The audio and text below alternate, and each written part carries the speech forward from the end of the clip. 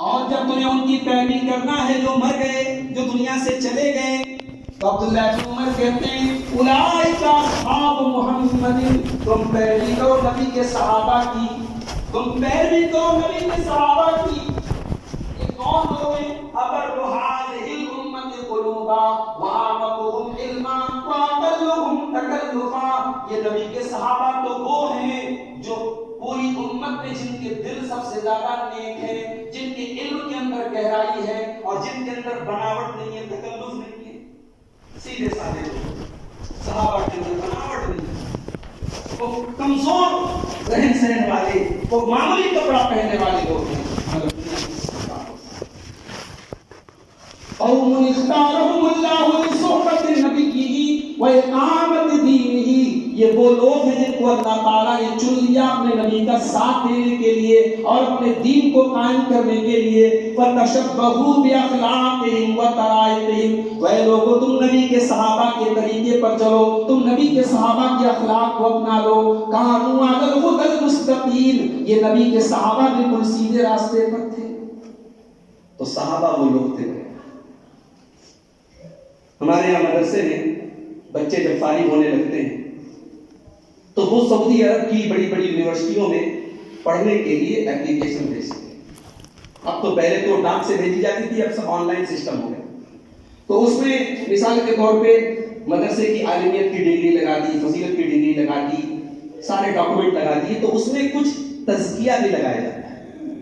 مثال کے طور پہ شیخ ابوالقاسم عبدالعزیز مدنی ہیں، آپ کے مئو کے بڑے عالم، شیخ مظہر حسن نظری صاحب ہیں، شیخ محفوظ الرحمان فیضی صاحب ہیں، یہ وہ علماء ہیں کہ دنیا ان کے علم سے واقف ہے۔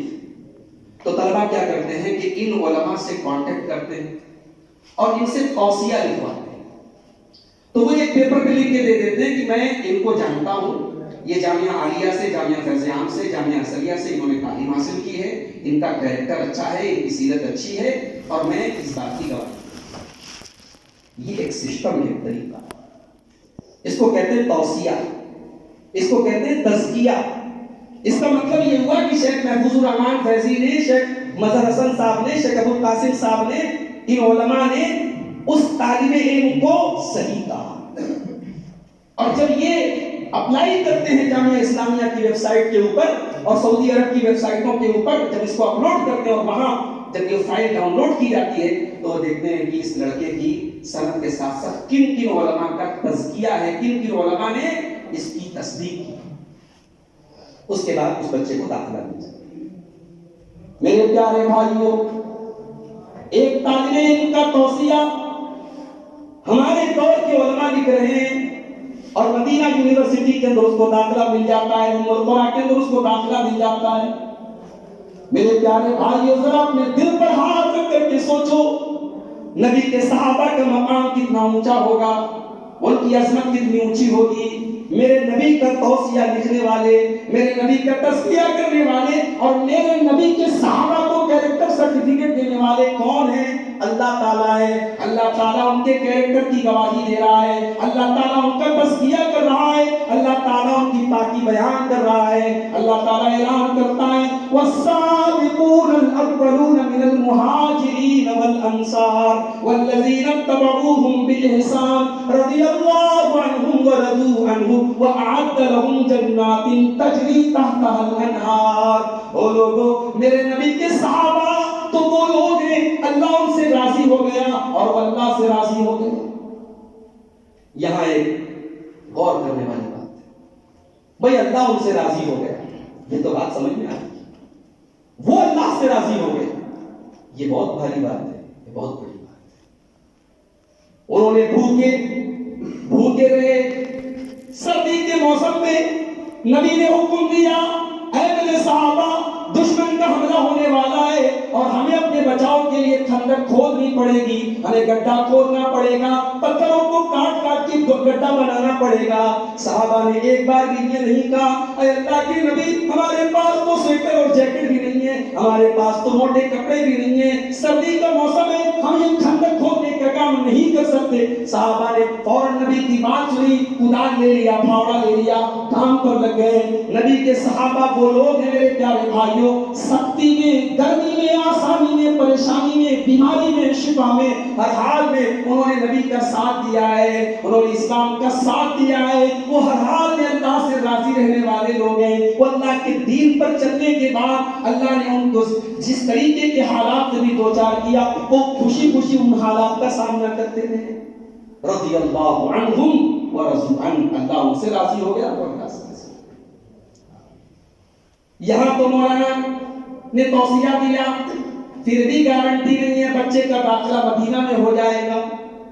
यहां तो बड़े बड़े उलमा यहां से लेकर के दिल्ली और मुंबई तक तौसिया लिख करके दे, तब भी गारंटी नहीं है कि स्टूडेंट का दाखिला मदीना और मक्का में हो जाएगा। लेकिन मेरे प्यारे भाइयों, नबी के सहाबा तो वो लोग हैं, अल्लाह ने उनको तौसिया ही नहीं दिया, अल्लाह ने तो ऐलान भी कर दिया, वअअद्द लहुम जन्नातिन तजरी तहतहल अनहार।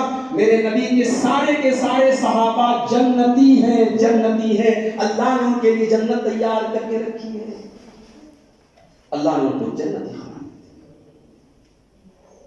हमारे यहाँ मदरसों में इम्तिहान होता है। इम्तिहान में मकसद क्या होता है? इम्तिहान बच्चे ने पढ़ा के नहीं पढ़ा, मेहनत की कि नहीं की, साल भर उस्ताद ने पढ़ाया है, उसको उसने एब्जॉर्ब किया कि नहीं किया, उसको पढ़ा के नहीं पढ़ा, यही तो मकसद होता है इम्तिहान। एक इम्तिहान अल्लाह ने अपने नबी के सहाबा को, ये इम्तिहान किस चीज का था? ये तकवा का इम्तिहान था, और तकवा का ताल्लुक यहां से है। तकवा का ताल्लुक कपड़े से नहीं, तकवा का ताल्लुक जाहिर से नहीं है, तकवा का ताल्लुक यहां से, दिल से। अल्लाह फरमाता है उलाइकल लज़ीना इम्तहनल्लाहु कुलूबहुम लित्तक़वा। ओ लोगों, हमने अपने नबी के सहाबा के तकवा का इम्तिहान ले लिया, हमने उनके दिलों का इम्तिहान ले लिया, हमने ये देख लिया कि उनके दिल में अल्लाह का डर है कि नहीं है। और इस इम्तिहान में वो 100 नंबर लाए, 100 मार्क्स लाए, उनको 100 में 100 नंबर मिले। इसीलिए अल्लाह ने सूरह तौबा की 100 नंबर की आयत में ऐलान कर दिया, वअअद्द लहुम जन्नातिन तजरी तहतहल अनहार खालिदीन फीहा अबदा। वो लोगों, मेरे नबी के सहाबा तो जन्नत में जाएंगे और हमेशा हमेशा वो जन्नत में रहेंगे। दालिकल फौजुल अज़ीम, ये सबसे बड़ी कामयाबी है, वो पास हो गए, वो कामयाब हो गए। तो ये है नबी के साथ। अब आइए एक और वाक़ये की तरफ आपको लेके चलता हूं। अल्लाह के नबी उम्रा करने के लिए अपने सहाबा के साथ चले। कितने सहाबा आपके साथ हैं? 1400 सहाबे। रास्ते में एक जगह आती है हुदैबिया, काफिरों ने रोक दिया, नहीं आपको हम उम्रा करने नहीं देंगे। अल्लाह के नबी ने हज़रत उस्मान गनी को भेजा कि जाओ उस्मान, बात करो। उस्मान गनी रज़ी अल्लाह तआला अन्हु की अपनी एक वैल्यू थी, अपनी एक अहमियत थी, मक्का वाले उनको मानते थे। उस्मान गनी गए मक्का वालों से बात करने के लिए, वहां उनको कुछ लोगों ने रोक लिया। अब यहां अफवाह उड़ गई कि हज़रत उस्मान गनी शहीद हो गए। अल्लाह के नबी ने अपने सहाबा से कहा कि अब हम यहां से जंग किए बगैर नहीं जाए। उस्मान को कत्ल कर दिया गया, अब हम मौत पर बैत करते हैं, अब हम यहां लड़ेंगे और मर जाएंगे, लेकिन हम इनका मुकाबला। 1400 सहाबे किराम थे, नबी के हाथ पर उन्होंने बैत की। 1400 सहाबे किराम में उस्मान गनी नहीं थे। सारे सहाबा ने नबी के ऊपर हाथ पर हाथ रख के बैत की। नबी ने अपना दाहिना हाथ अपने बाएं हाथ पर रख के कहा, ये उस्मान का हाथ है। इस बैत में उस्मान भी शामिल थे।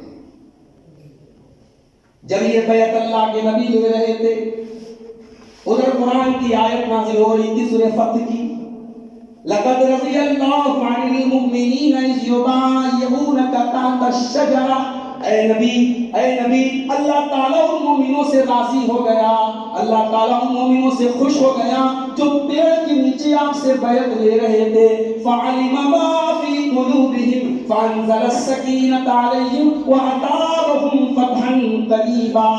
ऐ नबी, अल्लाह ने उन 1400 सहाबे किराम के दिल के अंदर भी झांक लिया, उनके दिल की कैफियत को भी अल्लाह ताला जानता है। ہے اور اللہ تعالیٰ یہ اعلان کر رہا ہے کہ وہ دل کے پاک اور صاف لوگ ہیں۔ کوئی آج ایک بھی صحابی پر اگر کوئی کیچڑ اچھائے، دنیا اسے اسکالر مانے، دنیا اسے قابل مانے، دنیا اس کے علم اور اس کے فکر کا لوہا مانے، اللہ کی قسم میرے رب کا قرآن یہ کہہ رہا ہے کہ نہیں، وہ انسان عالم کی شکل میں چاہیے، وہ اسکالر کی شکل میں گمراہ ہے، جسے میرے رب کا قرآن سرٹیفکیٹ دے رہا ہے، میرے رب کا قرآن جس کے بارے میں کہہ رہا ہے کہ اللہ کہہ رہا ہے کہ ہم نے ان کے دلوں میں جھانک لیا، ان کے دل کی پاکی کی گواہی اللہ دے رہا ہے، ان کے اوپر کوئی کیچڑ اچھالے اور وہ اپنے آپ کو قابل سمجھے اور دنیا اس کو قابل ہے، دنیا مانتی رہے، ہم نہیں مان سکتے کیونکہ قرآن نہیں۔ اب آئیے صحابہ کے بیچ میں اور ہمارے بیچ میں کیا فرق ہے، اس کو سمجھنے کے لیے ذرا سورہ فتح کی آخری آیت ہے، سورہ فتح کی آیت نمبر 29، آیت نمبر 29 سورہ فتح کی آخری آیت ہے، بڑے غور سے سنیے گا، ایک ایک آیت کا ایک ایک ٹکڑا میں پڑھتا چلا جاؤں گا اور اس کے بعد اپنے ماحول میں اور صحابہ کے ماحول میں ہم کمپیریزن کریں گے، مقابلہ کریں گے۔ اچھا یہاں پر ایک اور بات نوٹ کر لیجیے، سورہ فتح کب نازل ہوئی؟ سورہ حدیبیہ کے بعد، جب مکہ کے کافروں کے درمیان اور محمد رسول اللہ کے درمیان ایک صلح ہو گئی، اور جب یہ صلح نامہ لکھا جا رہا تھا، حضرت علی لکھ رہے تھے، صلح نامہ کی پہلی لائن لکھی گئی بسم اللہ الرحمن الرحیم، تو مکہ کے کافروں نے کہا یہ رحمان کون ہے، رحمان کو نہیں جانتے، اس کو مٹاؤ، اور اے علی جو ہم پہلے لکھتے تھے بسم کا اللہم وہ لکھو۔ حضرت علی نے کہا ٹھیک ہے، انہوں نے کاٹ دیا، لکھ دیا بسم کا اللہم۔ اس کے بعد صلح نامہ پر لکھا گیا، یہ صلح کی جا رہی ہے محمد رسول اللہ کے درمیان اور قریش کے لوگوں کے درمیان۔ مکہ کے کافروں نے اٹیک کیا کہ اے محمد ہم تو آپ کو اللہ کا رسول مانتے ہی نہیں ہیں، اگر ہم آپ کو اللہ کا رسول مانتے تو یہ جھگڑا کیوں ہوتا، اس لیے اس لائن کو بھی آپ کاٹ دیجئے اور آپ یہاں پر لکھیے محمد ابن عبداللہ۔ حضرت علی نے قلم کو رکھ دیا، کہا اے اللہ کے نبی کی علی کی مجال نہیں ہے، یہ میری مجال نہیں ہے کہ میں محمد رسول اللہ کو مٹا دوں۔ آپ نے فرمایا اے علی تم تو مجھے اللہ کا رسول مانتے ہو، یہ نہ مانے کیا فرق پڑتا ہے، تم مٹا کر کے محمد ابن عبداللہ لکھ دو۔ کہا کہ نہیں اللہ کے نبی میں نہیں لکھ سکتا۔ پھر حضرت علی نے بتایا تو اس لائن کو اللہ کے نبی نے کاٹ دیا اور پھر اس پیپر کے اوپر کیا لکھا گیا، یہ صلح نامہ لکھا جا رہا ہے محمد ابن عبداللہ کے درمیان اور قریش کے۔ اب یہ بات آپ اپنے ذہن میں رکھیے، اب اس آیت پر غور کیجیے۔ آیت کی اسٹارٹنگ کس چیز سے ہو رہی ہے؟ محمد الرسول اللہ، محمد اللہ کے رسول ہیں۔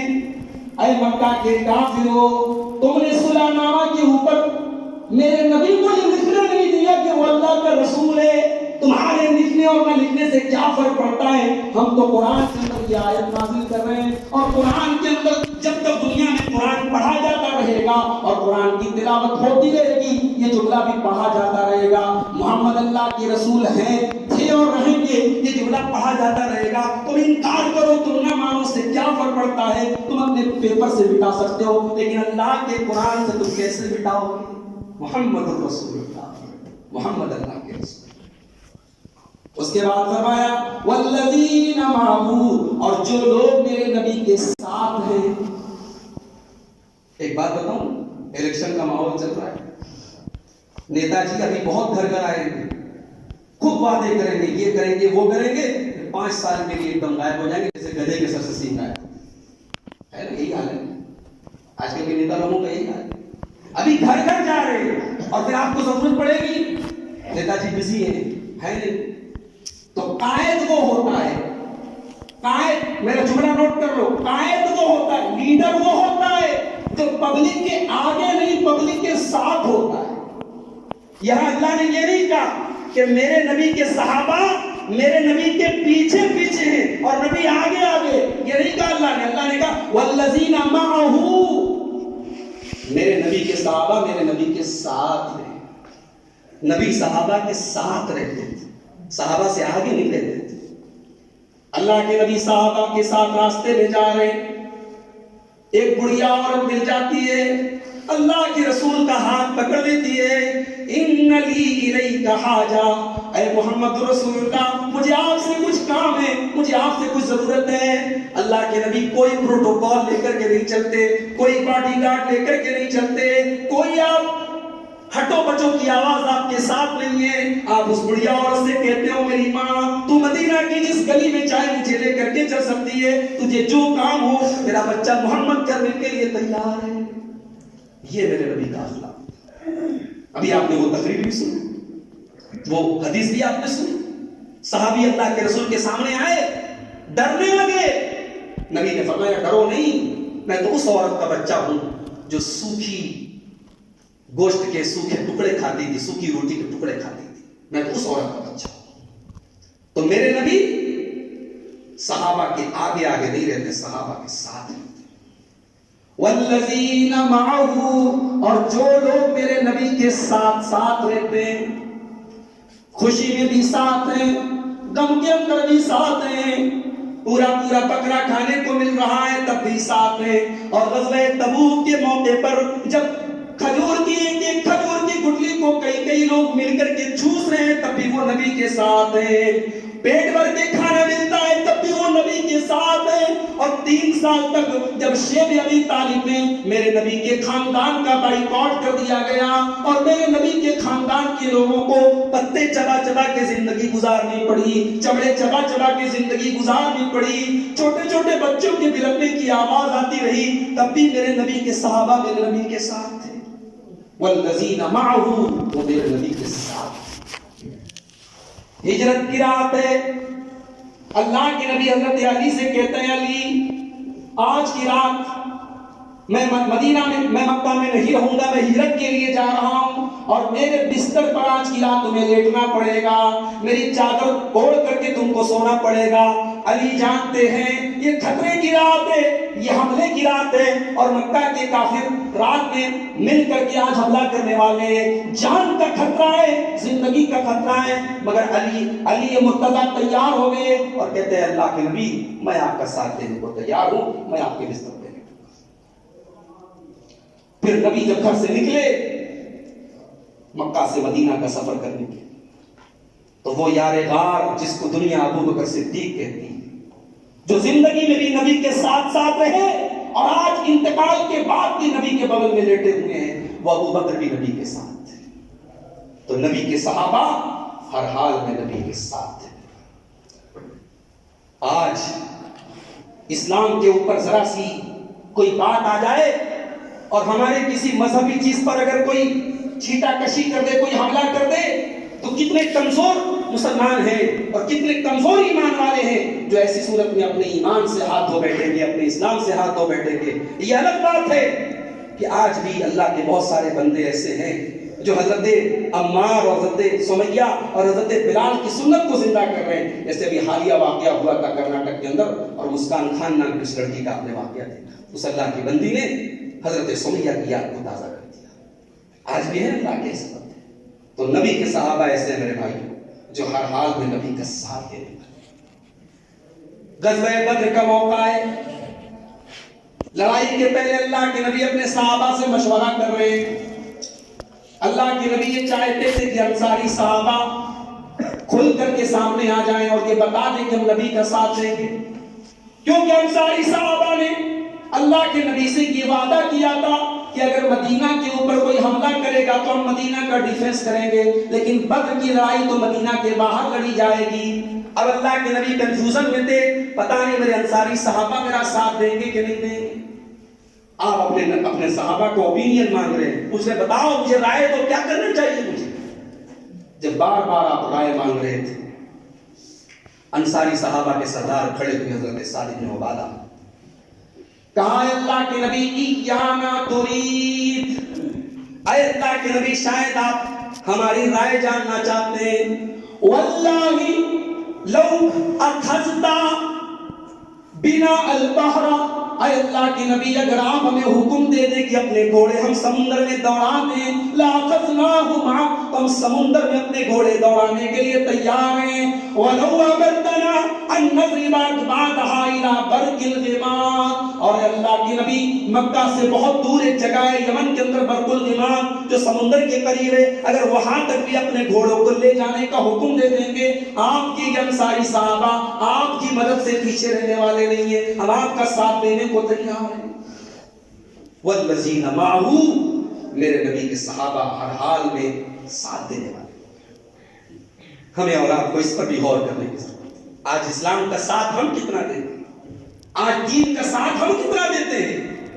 حجاب کا مسئلہ چل رہا ہے، اللہ نہ کرے اگر کچھ ایسا فیصلہ آ گیا جو نہیں آنا چاہیے تو پھر ہمارے دین و ایمان کی آزمائش کا مسئلہ آ جائے گا۔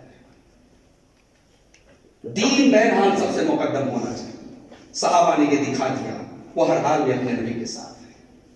اور آگے بڑھیے، اشداء علی الکفار، وہ کافروں کے لیے بڑے سخت ہیں، رحماء بینہم، اور آپس میں بڑے رحم دل ہیں۔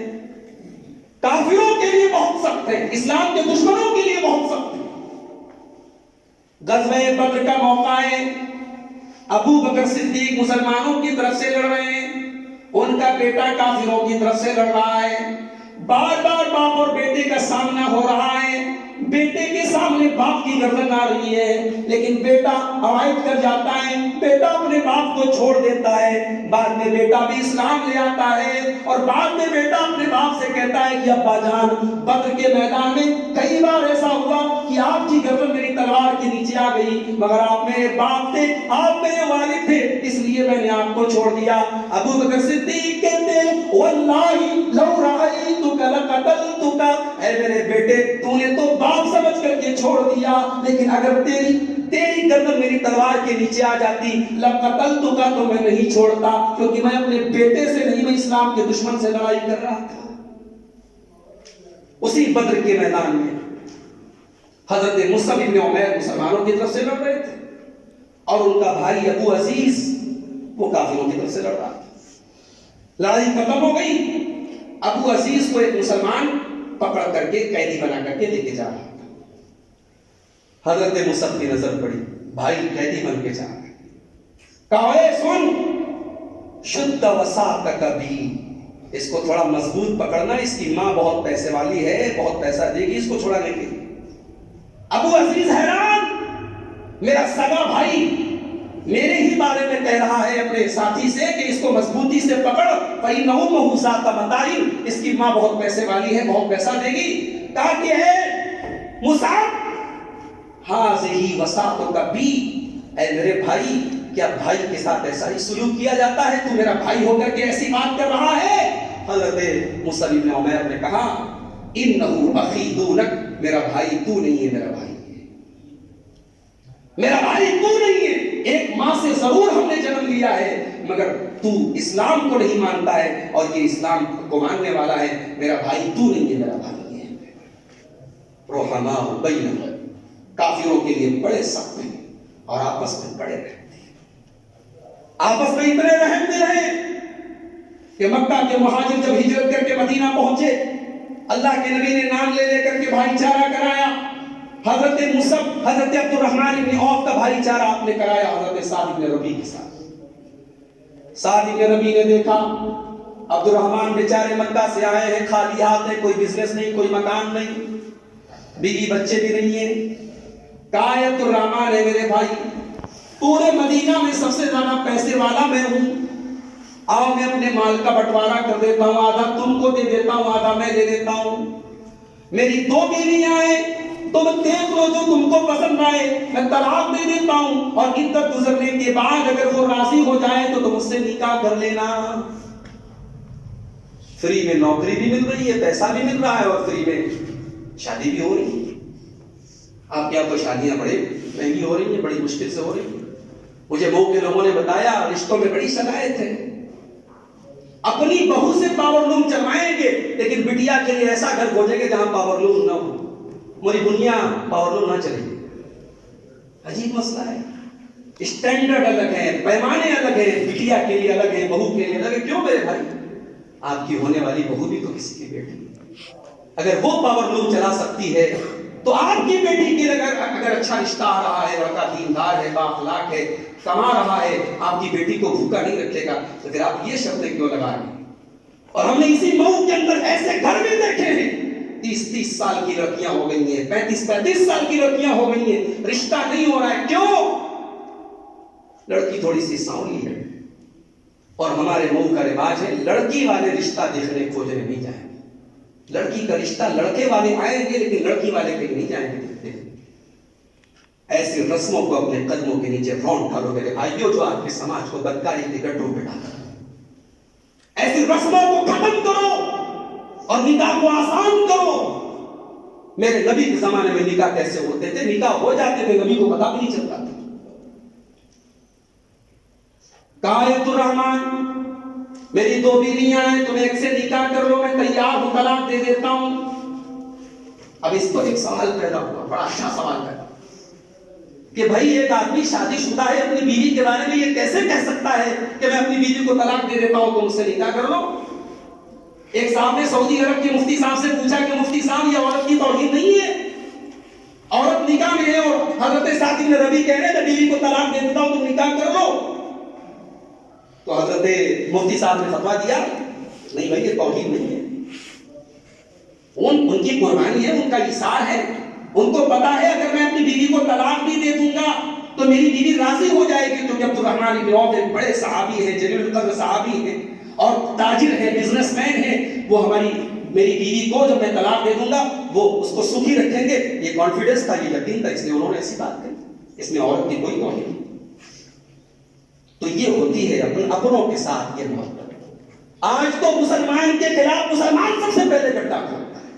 تھانوں پہ چلے جاؤ, پولیس اسٹیشنوں پہ چلے جاؤ, مسلمانوں کے خلاف جاسوسی کرنے والے اپنے لوگ زیادہ ہوتے ہیں.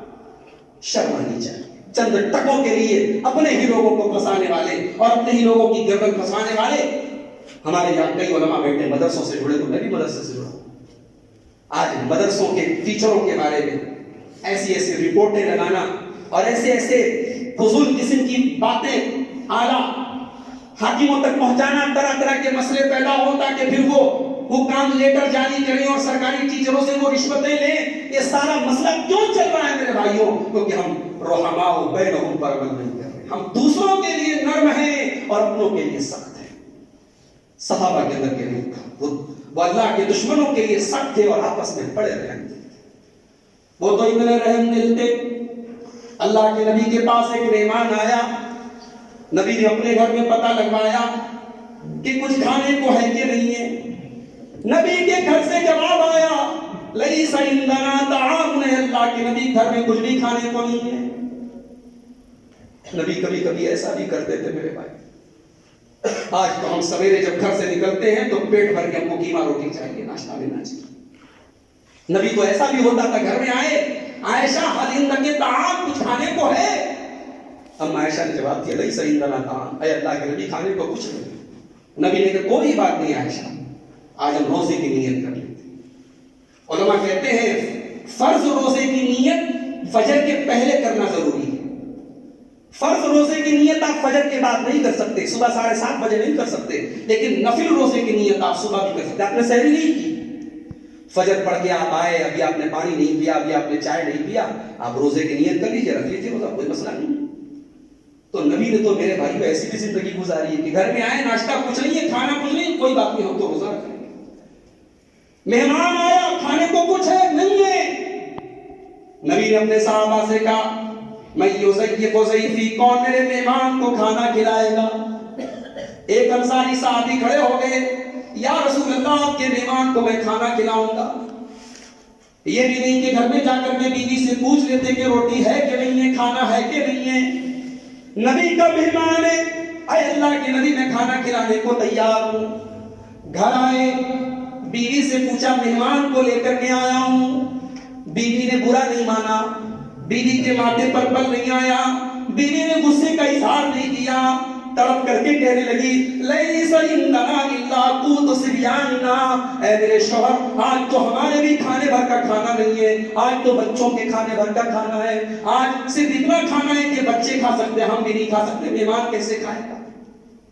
اس کا کوئی بات نہیں، ایک کام کرو، نوّم الاطفال، بچوں کو بہلا کے سلا دو، میں مہمان کو لے کے آتا ہوں، کھانے کے ٹائم اطفئ السراج، چراغ کو بجھا دینا۔ یہ مسلم، بخاری اور مسلم کی روایت پڑھ کے سنا رہا ہوں۔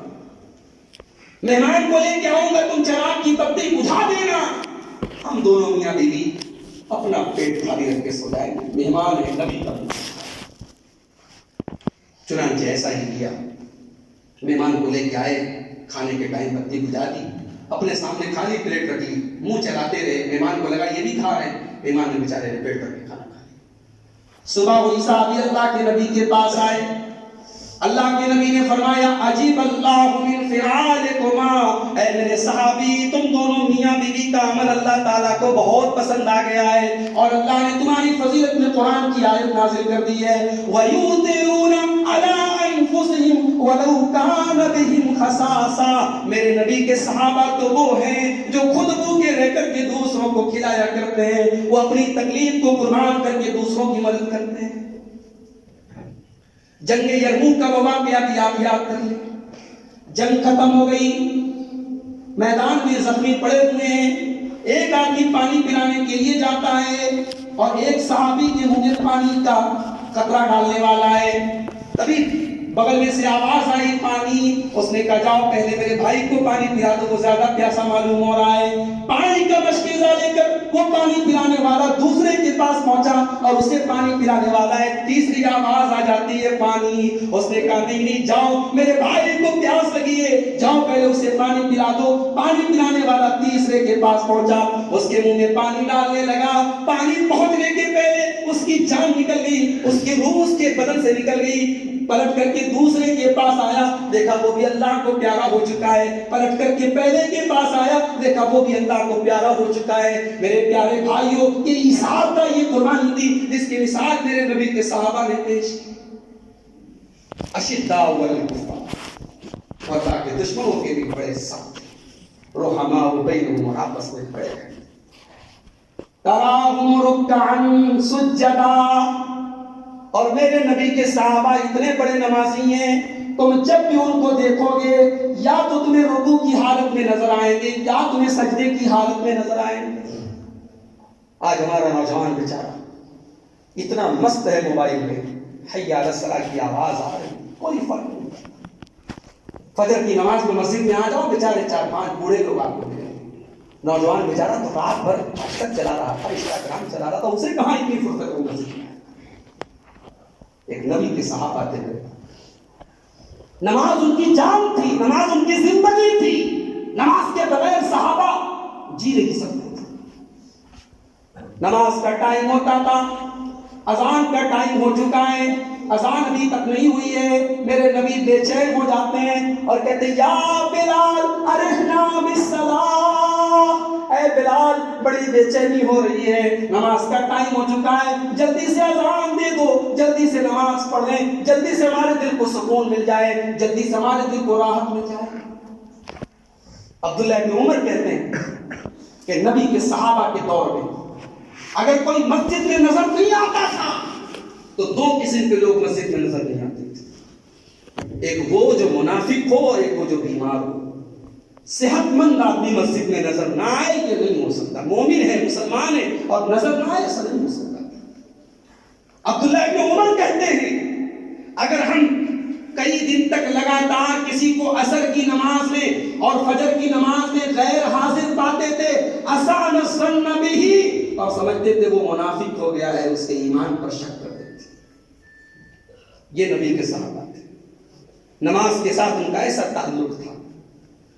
فجر کی نماز کا ٹائم ہے، امیر المومنین حضرت عمر فاروق فجر کی نماز پڑھا رہے ہیں، پیچھے صحابہ لائن سے کھڑے ہوئے ہیں، پہلی صف میں ابو لولو فیروز نام کا ایک پارسی غلام بھی کھڑا ہوا ہے، وہ اپنے کمبل کے اندر خنجر چھپا کر کے لایا ہے، پلاننگ کر کے آیا ہے امیر المومنین کو قتل کرنا ہے۔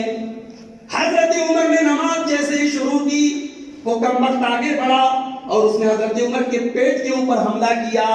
حضرت عمر تڑپ کر کے مصلی پر گرے اور مصلی پر خون بہ رہا ہے، حضرت عمر گرے لیکن فوراً عبد الرحمن ابن عوف کا ہاتھ پکڑ کر کے آگے بڑھا دیا. میرے پیارے بھائیوں، امیر المومنین مسلح پر گرے ہیں مگر نماز نہیں رکی. عبد الرحمن نے جلدی جلدی ہلکی نماز پڑھا کر کے نماز ختم کی. ہوش آیا تو حضرت عمر نے پوچھا، یہ بتاؤ میرے اوپر حملہ کس نے کیا؟ مسلمان نے کیا کہ مشرک نے کیا؟ کہا کہ نہیں ابو لولو فیروز نے کیا ہے، مغیرہ کے غلام نے کیا ہے، فارسی ہے، مسلمان نے. کہا اللہ تیرا شکر ہے میری موت کسی مسلمان کے ہاتھ میں. حضرت عمر کو گھر لے کے جایا گیا، بدن سے خون بہ رہا ہے، اکڑیاں کٹ چکی ہیں، حکیم آ رہے ہیں، علاج کرنے والے آ رہے ہیں، دوا پلا رہے ہیں، دوا سب باہر نکل جا رہی ہے. یقین ہو گیا حضرت عمر کو اب بچنے والا نہیں. تھوڑی دیر کے بعد ایک نوجوان صحابی آئے. حضرت عمر کے چہرے پر بڑی گھبراہٹ کا عالم ہے، بڑی دہشت کا عالم ہے، بڑی وحشت کا عالم ہے. کہا اے امیر المومنین، آپ کو گھبرانے کی کیا ضرورت ہے؟ آپ تو بہت پہلے ایمان لائے ہیں، آپ نے تو نبی کا ساتھ دیا ہے، اور اللہ کے نبی کے انتقال کے بعد ابو بکر صدیق کا دور آیا تو آپ نے ان کا بھی ساتھ دیا ہے. پھر آپ کو خلیفہ بنایا گیا اور آپ نے عدل و انصاف کے ساتھ حکومت کی ہے، اور آج آپ اللہ کی راہ میں شہید ہو رہے ہیں. اے عمر، آپ کو گھبرانے کی کیا ضرورت ہے؟ اتنی ساری کامیابیاں اگر ہم کو مل جائیں تو ہم تو بھائی یہ سوچ سوچ کر کے خوش ہو جائیں گے ہم تو جنتی ہیں، جنت کا سرٹیفکیٹ ہم کو مل گیا. عمر فاروق کہتے ہیں میرے بھتیجے، لَوَدِدْتُ كَمَا لَا وَلَا عَلَيَّ، تو میری اتنی تعریف کر رہا ہے، تو میری اتنی بڑائیاں بیان کر رہا ہے، اے میرے بھتیجے میں تو یہ چاہتا ہوں اللہ کیا میرا معاملہ برابر برابر پر چھوٹ جائے، میرے نام اعمال میں میری نیکیاں اور میرے گناہ برابر برابر بھی ہو جائیں، تب بھی مجھے قبول ہے، تب بھی مجھے منظور ہے. اس کے بعد وہ نوجوان جانے لگا. حضرت عمر نے دیکھا اس کا کپڑا ٹخنے کے نیچے جا رہا ہے. آج مولوی صاحب داڑھی پر تقریر کریں تو باہر پبلک کہتی ہے مولوی کو تو کوئی اور ٹاپک نہیں ملتا، داڑھی پر تقریر کر رہا ہے، داڑھی کی کیا ضرورت ہے؟ مولوی صاحب ٹخنے کو، کپڑے کو ٹخنے کے اوپر رکھنے کی تقریر کریں، حدیث پیش کریں تو باہر پبلک کہتی ہے زمانہ اتنی ترقی کر گیا، 2022 چل رہا ہے، یہ مولوی صاحب بیچارے کپڑے میں اٹکے. میرے بھائی، زمانہ 2022 کو پہنچ جائے کہ قیامت آ جائے، نبی کی حدیث 1400 سال پہلے جتنی اہم تھی آج اتنی ہی اہم ہے اور رہے گی. حضرت عمر نے دیکھا کہ اس لڑکے کا، اس نوجوان کا کپڑا ٹخنے کے نیچے لٹک رہا ہے. بلوایا اس کو، مرض الموت میں ہے، آخری ٹائم میں. اس نوجوان کو بلایا اور کہنے لگے یا ابن اخی ارفع ثوبک، اے میرے بھتیجے تو اپنے کپڑے کو ٹکنے کے اوپر کر لے، تو اپنے کپڑے کو ٹکنے کے اوپر کر لے. فَإِنَّهُ أَنْقَى لِثَوْبِكَ وَأَتْقَى لِرَبِّكَ، اسی میں تیرے کپڑے کی بھی صفائی ہے اور اسی میں تیرے رب کا تقوی ہے، اسی میں تیرے اللہ کا تقوی ہے. تو اللہ سے ڈرتا ہے تو اپنے کپڑے کو ٹکنے کے اوپر رکھ. یہ نبی کے صحابہ تھے، نماز ان کی جان تھی. اللہ کے نبی ایک جگہ حملہ کرنے کے لیے مشرکوں کے پاس گئے، صحابہ کے ساتھ آپ نے پڑاؤ ڈالا. مشرکین کو پتا چلا عصر کی نماز کا ٹائم تھا. مشرکین نے آپس میں پلاننگ کی اور کہنے لگے عصر کی نماز کا ٹائم ہے، یہ نماز ان لوگوں کو بہت پیاری ہے، ان کے باپ دادا سے پیاری ہے، ان کی اولاد سے پیاری ہے، ان کی جان سے پیاری ہے، چلو مل کر کے حملہ کر دیتے ہیں، وہ نماز پڑھیں گے اور ہم ان کے اوپر حملہ کر دیں گے. مشرکین کو بھی پتا تھا، دشمنوں کو بھی پتا تھا صحابہ سب کچھ کر سکتے ہیں، نماز نہیں چھوڑ سکتے. اللہ کے نبی کو پتا چلا کہ ایسی ایسی پلاننگ ہو رہی ہے. آپ نے صحابہ سے کہا ہم نماز ضرور پڑھیں گے مگر ہم نماز خوف ادا کریں گے. آدھے لوگ نماز پڑھیں گے اور آدھے لوگ ہتھیار لے کر کے کھڑے رہیں گے تاکہ دشمن حملہ نہ کر سکے. یہ نبی کے صحابہ. ایک انصاری صحابی، کھجوروں کا بہت بڑا باغیچہ تھا ان کے پاس، کھجوروں کے پکنے کا ٹائم تھا. بڑے بڑے کھجوروں کے پیڑ میں کھجوریں پک کر کے تیار تھیں. وہ کھجوروں کے اپنے باغ کو، اپنے پیڑوں کو دیکھ رہے تھے. عصر کی نماز کا ٹائم ہو گیا، مسجد میں گئے، نماز پڑھنے لگے. کھجوریں یاد آ رہی تھی، اپنی کھیتی یاد آ رہی تھی. بھول گئے کہ میں کتنی رکعت میں نے نماز پڑھی ہے، بھول گئے میں نے کتنی رکعت نماز پڑھی ہے. نماز ادا کرنے کے بعد گھر آئے اور کہنے لگے لقد اصابتنی فی مال لی فتنہ، میرا مال تو میرے لیے فتنہ بن گیا ہے، میرا مال تو میرے لیے آزمائش بن گیا ہے، یہ کھجوروں کا باغ مجھے نماز سے غافل کر رہا ہے۔ عثمان غنی کا دور تھا، حضرت عثمان غنی کے پاس آئے اور کہنے لگے عثمان اے امیر المومنین، میں اپنے باغ کو اللہ کی راہ میں صدقہ کر رہا ہوں، جو باغ مجھے اللہ کے ذکر سے غافل کر دے، جس باغ کی وجہ سے نماز میں بھولنے لگوں، میں اس باغ کو اللہ کی راہ میں صدقہ کر رہا ہوں۔ اور اس باغ کو جب اللہ کی راہ میں انہوں نے صدقہ کیا، عثمان غنی نے جب اس کو بیچا تو 50,000 درہم میں وہ باغ بیچ گیا۔ یہ نبی کے صحابہ تراہم رکعا سجدا، تم ان کو جب بھی دیکھو گے تمہیں رکوع کی حالت میں نظر آئیں گے یا سجدے کی حالت۔ ایک ہم اور آپ ہیں میرے بھائی، صحیح سلامت ہیں لیکن ہم نماز سے دور ہیں۔ مسجدیں مرثیہ کھاں ہیں کہ نمازی نہ رہے، گلی گلی میں مئو کے محلے میں گلی گلی میں مسجدیں موجود ہیں مگر مسجدیں آباد کرنے والے، ایسی مسجدیں شاید پورے یو پی میں اتنی خوبصورت مسجدیں نہیں ہوگی جتنی آپ کے مئو کے اندر اتنی شاندار مسجدیں۔ میرے بھائی مسجدوں کو آباد کرنے کا مطلب ان کو ڈیکوریٹ کرنا نہیں ہے، مسجدوں کو آباد نمازیوں سے کیا جاتا ہے، مسجدیں نمازیوں سے آباد۔ تو میرے نبی کے صحابہ انہیں جب بھی نظر آئیں گے یا تو رکوع کی حالت میں نظر آئیں گے یا سجدے کی حالت میں نظر آئیں گے۔ یبتغون فضلا من اللہ ورضوانا، اور میرے نبی کے صحابہ دکھاوے کے لیے کوئی کام نہیں کرتے، وہ اللہ کو راضی کرنے کے لیے ہر کام کرتے ہیں۔ نبی اکرم نے تقریر کی، خطبہ کیا اور لوگوں کو ابھارا کہ صدقہ کرو، خیرات کرو۔ حضرت عبد الرحمن ابن عوف آئے اور ڈھیر ساری چاندی انہوں نے اللہ کی راہ میں صدقہ کر دی۔ ایک غریب صحابی آئے اور انہوں نے ایک مٹھی گیہوں لا کر کے، ایک مٹھی جو لا کر کے اللہ کی راہ میں صدقہ کیا۔ منافقین نے دیکھا کہ حضرت عبد الرحمن اتنی ساری چاندی لے کر کے آئے اور وہ غریب صحابی ایک مٹھی جو لے کر کے آئے۔ منافقین نے مذاق اڑایا کہ دیکھو یہ عبد الرحمن دکھاوا کر رہا ہے اور یہ غریب آدمی یہ ایک مٹھی جو لے کر کے آئے تھے، کیا اسلام کی مدد کرے؟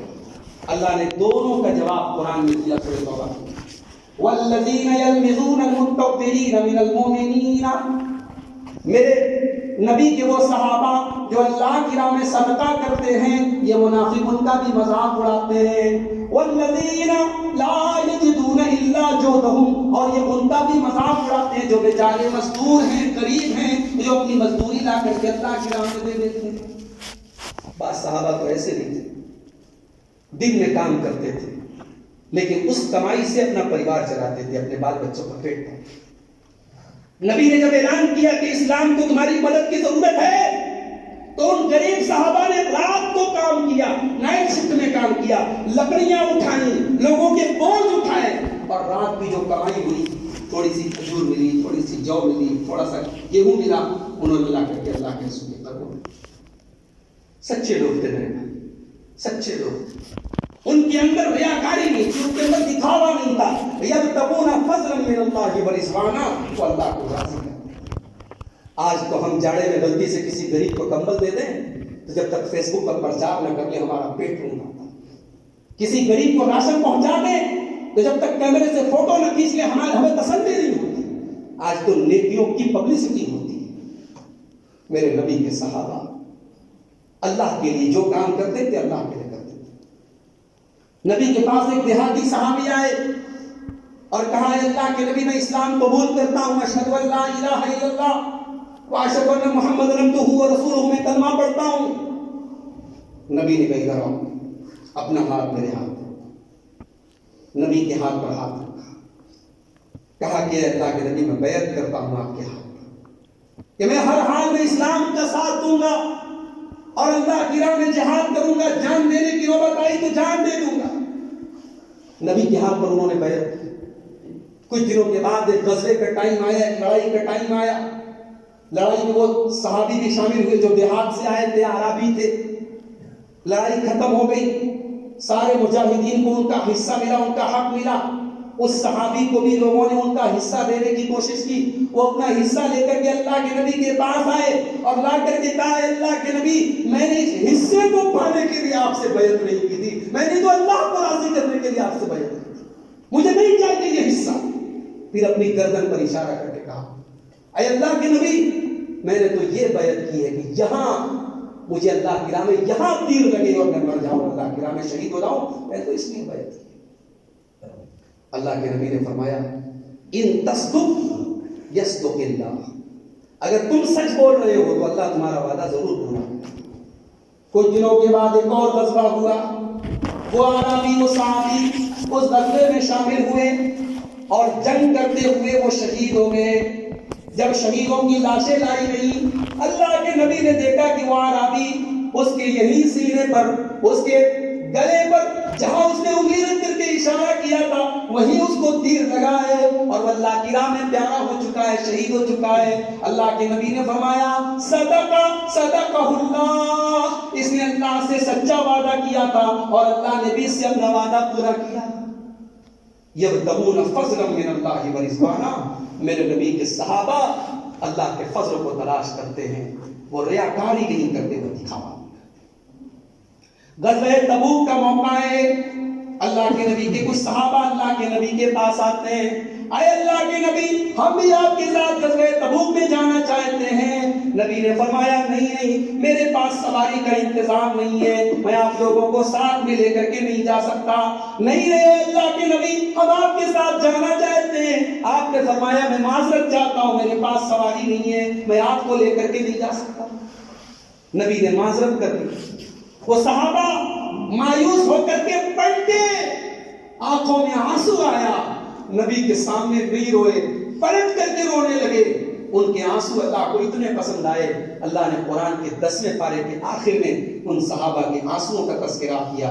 اللہ نے فرمایا وَلَا عَلَى الَّذِينَ إِذَا مَا أَتَوْكَ لِتَحْمِلَهُمْ، اے میرے نبی آپ کے وہ صحابہ جو آپ کے پاس آ کر کے سواری مانگتے ہیں، قُلْتَ لَا أَجِدُ مَا أَحْمِلُكُمْ عَلَيْهِ، اور آپ یہ کہتے ہیں کہ میرے پاس تمہاری سواری کا انتظام نہیں ہے، تَوَلَّوْا وَأَعْيُنُهُمْ تَفِيضُ مِنَ الدَّمْعِ، وہ پلٹ کر کے رونے لگتے ہیں، ان کی آنکھوں سے آنسو بہنے لگتے ہیں، حَزَنًا أَلَّا يَجِدُوا مَا يُنْفِقُونَ، انہیں غم ہے اس بات کا کہ وہ اللہ کی راہ میں کچھ خرچ نہیں کر پا رہے، وہ اللہ کی راہ میں کوئی قربانی نہیں دے پا رہے۔ یہ تھے نبی کے ساتھ۔ ہم اور آپ بہت دور ہیں میرے بھائیوں کے طریقے سے۔ غزوہ حنین کا موقع ہے، بس یہ واقعہ سنا کر کے میں بات ختم کروں گا کیونکہ ہم زیادہ غزوہ حنین کا موقع یاد کرو۔ غزوہ حنین ختم ہوئی، اللہ کے نبی نے مال غنیمت تقسیم کیا، سب کو مال غنیمت دیا۔ کچھ لوگ نئے نئے مسلمان ہوئے تھے، ان کے دل کو بہلانے کے لیے اور ان کو اسلام سے قریب کرنے کے لیے اللہ کے نبی نے ان کو بہت سارا مال غنیمت دیا، اور اپنے انصاری صحابہ کرام کو آپ نے کچھ نہیں۔ انصاری صحابہ کرام کے دل کو ٹھیس پہنچی، ہم اسلام کے لیے قربانی دیں، ہم جان دیں، ہم سب کچھ پیش کریں اور ہمیں کچھ نہ دیا جائے مال غنیمت میں۔ انصاری صحابہ کرام کے دل میں درد ہوا اور ان کا یہ درد ان کی زبان سے نکل گیا۔ نبی کے کانوں تک یہ بات پہنچی کہ میرے انصاری صحابہ ایسی ایسی باتیں کر رہے ہیں۔ آپ نے حکم دیا کہ ایک خیمے کے اندر صرف انصاری صحابہ کو اکٹھا کیا جائے، کسی اور کو نہ بلایا جائے۔ جب سارے انصاری صحابہ اس خیمے کے اندر اکٹھا ہو گئے، اللہ کے پیارے نبی آئے اور آپ نے فرمایا اے میرے صحابہ الم تکن ضلالا فہداکم اللہ بی، اے میرے انصاری صحابہ کیا تم گمراہ نہیں تھے؟ اللہ نے میرے ذریعے تم لوگوں کو ہدایت دی، تم غریب تھے، اللہ نے میرے ذریعے تم کو دولت مند بنایا، تم لڑا کرتے تھے، اللہ نے میرے ذریعے تم کو ایک بنایا، بتاؤ یہ سچ ہے کہ نہیں ہے؟ سارے انصاری صحابہ نے سر جھکا کر دیا، اللہ و رسول محمد، بالکل ہے اللہ کے رسول، ہمارے اوپر بہت احسان ہے اللہ کا، بہت احسان ہے اللہ کے رسول۔ پھر آپ نے کہا میرے انصاری صحابہ تم کہہ سکتے ہو کہ میں مکہ سے تمہارے پاس بے یار و مددگار آیا تھا اور تم لوگوں نے میرا ساتھ دیا تھا، تمہارا احسان ہے میرے اوپر، تم کہہ سکتے ہو؟ انصاری صحابہ رونے لگے، نہیں ہے اللہ کے نبی آپ کا احسان ہے ہمارے اوپر، ہمارا کوئی احسان آپ کے اوپر نہیں ہے۔ پھر آپ نے فرمایا اے میرے انصاری صحابہ تم یہ چند ٹکے کی دولت کے لیے تمہارے دل میں شکوہ پیدا ہوا ہے؟ کیا تم اس پر راضی نہیں ہو کہ لوگ جب اپنے گھروں میں جائیں تو بکریاں لے کر کے جائیں، اونٹ لے کر کے جائیں، مال غنیمت لے کر کے جائیں، اور تم جب اپنے گھر میں جاؤ تو محمد رسول اللہ کو لے کر کے جاؤ؟ اگر ہجرت نہ ہوتی تو اے انصار میں بھی تمہارے بیچ کا ایک انسان ہوتا، اگر ساری دنیا کوئی اور راستہ پکڑ لے اور اے میرے انصار صحابہ تم کوئی اور راستہ پکڑ لو، لسلکت شیب الانصار، میں تمہارے راستے پر چلوں گا۔ الناس دثار والانصار شعار، اے میرے انصاری صحابہ تم تو میرا استر ہو، جو بدن کے اندر استر ہوتا ہے، جو بدن کے اندر پہنا جاتا ہے، جو کپڑے کے اندر پہنا جاتا ہے، اے میرے صحابہ، اور لوگ تو دثار ہیں، اوپر کے کپڑے ہیں، اور تم میرے شعار ہو، تم میرے اندر کے کپڑے ہو۔ اللہ کے نبی نے ایسی تقریر کی، صحابہ کرام رونے لگے، ان کی داڑھیاں آنسوں سے تر ہو گئی۔ تو یہ انصاری صحابہ تھے۔ صحابہ کرام یبتغون فضلا من اللہ ورضوانا، وہ اللہ کے فضل اور اس کے رضا کو تلاش کرتے۔ حجاب کا مسئلہ چل رہا ہے، کہنے والے تو یہاں تک کہتے ہیں ارے مولوی صاحب یہ حجاب مت چلائیے، اصل پردہ تو آنکھوں کا نہیں، اصل پردہ دل کا ہوتا ہے، آنکھوں سے بڑا پردہ کرانے کا کوئی مطلب نہیں ہے، دل پاک اور صاف ہونا چاہیے۔ میرے پیارے بھائیوں، اگر دل کے پاک ہو جانے سے پردے کی ضرورت نہیں ہے تو مجھے ایک سوال کا جواب دو، کیا میرے نبی کے صحابہ سے بھی زیادہ پاک اور صاف دل والا کوئی دنیا میں گزرا ہے نبیوں کے بعد؟ کوئی نہیں گزرا ہے۔ نبیوں کے بعد سب سے پاک اور صاف دل والے میرے نبی کے صاحب۔ مگر اللہ تعالیٰ نے سورہ احزاب کے اندر فرمایا وَإِذَا سَأَلْتُمُوهُنَّ مَتَاعًا فَاسْأَلُوهُنَّ مِنْ وَرَاءِ حِجَابٍ، اے میرے نبی کے صحابہ جب تم نبی کے گھر جاؤ اور نبی کی بیویوں سے تمہیں کوئی سامان طلب کرنا ہو، کوئی سامان مانگنا ہو تو حجاب کی آڑ میں سے مانگو، پردے کی آڑ میں سے مانگو، ڈائریکٹ تم نبی کی بیویوں سے مت مانگو۔ کیوں حجاب؟ کیوں پردہ؟ کیوں؟ ذالکم اطہر لقلوبکم وقلوبہن، اسی میں تمہارے دل کی بھی پاکی ہے، اسی میں ان کے دل کی بھی پاکی ہے۔ تمہارا دل اگر پاک اور صاف ہے تو تم پردے کی آڑ سے اپنے نبی کے صحابہ سے تم مدد سامان کرو۔ ہمارے یہاں شادی بیاہ ہوتی ہے، گھر میں کھانا عورتوں میں چل رہا ہے، محلے کے لونڈے کھانا بانٹ رہے ہیں، لڑکے کھانا بانٹ رہے ہیں، یہ غلط طریقہ ہے، غلط طریقہ ہے۔ عورتیں جب اتنا کام کرتی ہیں تو وہ کھانا ٹھیک ہے، کھانے کے بڑے بڑے جو برتن ہیں وہاں پہ مرد حضرات پہنچا دیں، لیکن عورتوں میں کھانا نوجوان لڑکے سرو کریں، یہ وہاں سے بات نہیں۔ گھر میں محلے کے لڑکے چلے آ رہے ہیں، کسی کو چاچی بنا رہے ہیں، کسی کو بھابھی بنا رہے ہیں، کسی کو بہن بنا رہے ہیں۔ یہ چاچی بھابھی اور بہن بنانے سے کوئی بہن نہیں ہوتی۔ اور آج کل ایک نئی بہن چلی ہے، فیس بک والی بہن، فیس بک کے اوپر بہن اور بھائی، وہ بہن اور بھائی کب جی ایف اور بی ایف بن جاتے پتہ نہیں چلتا۔ تو میرے بھائیوں، بے حیائی اور بے پردگی صرف یہی نہیں ہے کہ گھر سے عورتیں ہماری برقعے میں نکلیں، بے پردگی گھر کے اندر رہ کر کے بھی ہو رہی ہے، موبائل کے ذریعے بھی ہو رہی ہے۔ اور آپ کو ایک بات بتاؤں، آج ہماری مائیں بہنیں بھی بیٹھی ہوں گی، وہ بھی سن رہی ہوں گی، میں ان سے بھی کہنا چاہتا ہوں کہ صحابیات کے درمیان اور آپ کے درمیان کیا فرق ہے، ذرا اس کو بھی دیکھیے۔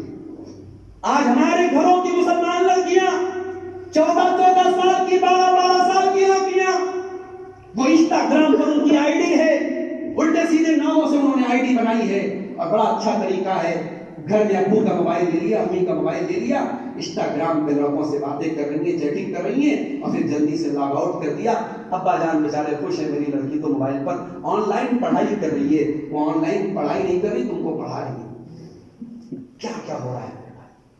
وہ بچے، وہ بچیاں جو ابھی ڈھنگ سے پالے نہیں ہوئے، ڈھنگ سے جوان نہیں ہوئے، جن کے منہ میں ڈھنگ سے 32 دانت نہیں آئے، وہ آج کیا کیا حرکتیں کر رہے ہیں۔ میں اپنی ماں اور بہنوں سے بھی کہوں گا، اپنے نوجوان ساتھیوں سے بھی، دنیا دیکھے یا نہ دیکھے، باپ دیکھے یا نہ دیکھے، بھائی دیکھے یا نہ دیکھے، کیمرہ دیکھے یا نہ دیکھے، میرا رب تو سب دیکھ رہا ہے، اور میرے رب کے فرشتے سب ریکارڈ کر رہے ہیں۔ یعلم خائنۃ الاعین وما تخفی الصدور، میرا رب تو تمہاری آنکھوں کی چوری کو بھی جانتا ہے۔ آج اس بے حیائی کو بھی ہمیں روکنے کی ضرورت ہے۔ حضرت مرثد ابن ابی مرثد رضی اللہ تعالیٰ عنہ، میرے نوجوان ساتھیوں، آپ ہی کی طرح نوجوان ساتھی تھے، ہٹے کٹے تھے، باڈی بلڈر تھے، ان کا کام تھا مکے سے قیدیوں کو چھوڑا کر کے مدینہ پہنچانا۔ راستے میں جا رہے تھے، ایک دن ایک فاحشہ اور بدچلن عورت نے، جو اپنے گھر سے جھانک رہی تھی، چاندنی رات تھی، اس نے جھانک کر کے دیکھا مرثد جا رہے ہیں۔ مرثد اس کا پرانا یار تھا، پرانا دوست تھا، پرانی شناسائی تھی۔ کہا مرثد کہاں جا رہے ہو؟ چاندنی رات ہے، خوبصورت رات ہے، آج کی رات ہمارے ساتھ خود آفر مل رہا ہے، عورت کی طرف سے بدکاری کا آفر مل رہا ہے، مگر اسلام نے کیسا ڈر پیدا کر دیا تھا. محمد رسول اللہ کا کلمہ پڑھنے کے بعد حضرت مرثد کے اندر کیسا ڈر پیدا ہو گیا تھا. کہا نہیں اے اناق، یہ کام میں نہیں کر سکتا، یہ کام میں نہیں کر سکتا، یہ حرام ہے، یہ زنا ہے، یہ بدکاری ہے. میں مسلمان ہو چکا ہوں، میرے رب نے زنا کو حرام قرار دیا ہے، میں تیری دعوت پر لبیک نہیں کہہ سکتا. مرثد آگے بڑھے.